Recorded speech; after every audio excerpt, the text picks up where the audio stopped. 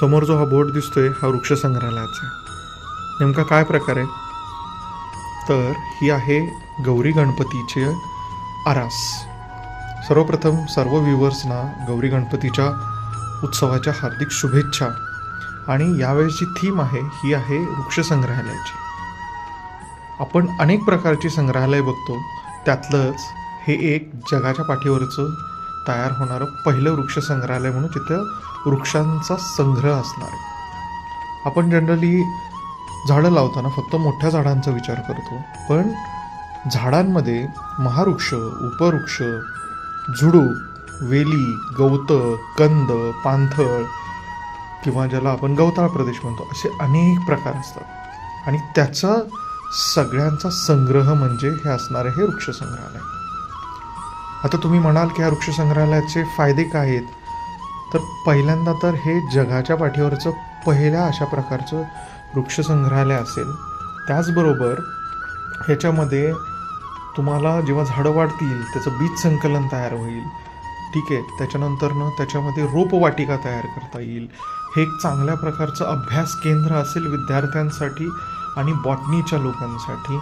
त्याचबरोबर याच्यामध्ये अनेक पक्षी, प्राणी, कीटक हे सगळे असणार आहेत. त्यामुळं एक उत्तम प्रकारचं फोटोग्राफीसाठी किंवा पक्षी निरीक्षण केंद्र असणार आहे. त्याचबरोबर जैवविविधतेचा अभ्यास म्हणा किंवा अन्नसाखळी, जैवसाखळी बघायची असेल तरी देखील इथे बघता येईल. ही थीम ठेवताना आपण थोड्याशा कॅटेगरीज अशा केल्या.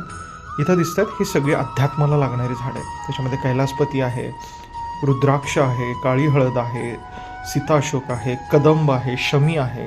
त्याचबरोबर मसाल्यांची लवंग, मिरी, जायफळ अशी आहेत.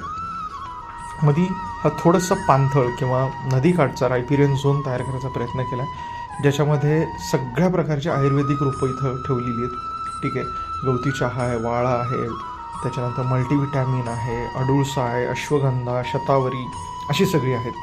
त्याचबरोबर फुलं झाडं, त्याच्यामध्ये अनंत आहे, त्याच्यानंतरनं आपला सोनचाफा आहे, झेंडू आहे, गुलाब आहे, मोगरा आहे, अशी सगळी आपली देशी फुलं झाडं आहेत. इकडे बघितलं तर वड, पिंपळ, कडुलिंब, आपटा, करंज, कुडामधले प्रकार, भेरडा, हिरडा हे सगळे प्रकार आहेत. वरती जर बघितलं तर कापुराचं रोप आहे, त्याच्यानंतरनं सुपारी आहे, नारळ आहे, भेरली महाड आहे. ठीक आहे. आणि इकडच्या साईडला बघितलं तर फळं झाड आहेत. तर त्याच्यामध्ये काय आहे तर आंबा आहे, चिक्कू आहे, शेवगा आहे, केळी आहे आणि इथे काही दुर्मिळ झाडं देखील आहेत. त्याच्यामध्ये लक्ष्मी तरू आहे, लाकडांग हळद आहे, नरक्या नावाचं कॅन्सरवरचं औषध बनणारं तर नरक्या देखील आहे, काळा आला आहे. त्यामुळे येणाऱ्या पिढीला किंवा लोकांना जर झाडांची ओळख, त्याचं महत्त्व, त्याला फळं कशी लागतात, फुलं कशी लागतात, त्याचं बिया कशा लागतात, ते कुठल्या सीझन्समध्ये, हे सगळं अभ्यास करण्याचं हे केंद्र असू शकतं. आणि आपण त्याला नाव दिलं आहे वृक्ष संग्रहालय.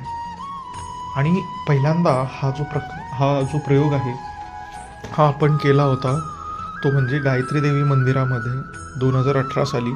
सकाळला 5 नोव्हेंबर 2018ला त्याची बातमी देखील आली होती.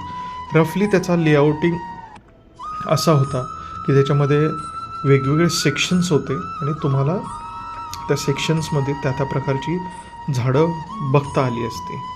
हे त्यावेळेस हे वृक्षारोपण करतानाची टीम आहे सगळी. आणि हा सगळा कन्सेप्ट काय कसा आहे हा त्याच्यात.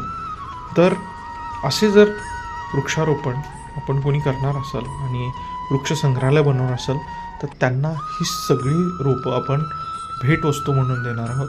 त्यामुळं या व्हिडिओच्या डिस्क्रिप्शनमध्ये किंवा टायटलमध्ये माझा नंबर असेल. ही रोपं तुम्हाला वृक्ष संग्रहालयासाठी मोफत देण्यात येतील. धन्यवाद. जय हिंद, जय महाराष्ट्र, जय पर्यावरण.